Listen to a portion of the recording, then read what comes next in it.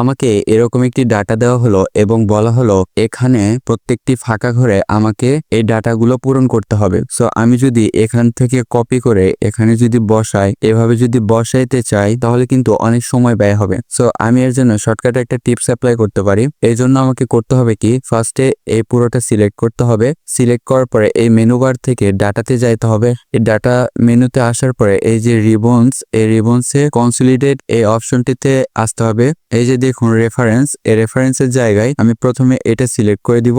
দেওয়ার পরে আমি জাস্ট এই যে অ্যাড বাটনে ক্লিক করব। ক্লিক করার পরে আমি আবার সেকেন্ড যে রেফারেন্স এটা সিলেক্ট করে দিব। দেওয়ার পরে আমি আবার অ্যাড বাটনে ক্লিক করব। ক্লিক করার পরে এই যে থার্ড যে রেফারেন্স এটা আমি সিলেক্ট করে দিব। দেওয়ার পরে আমি আবার এখান থেকে অ্যাড করে দিব।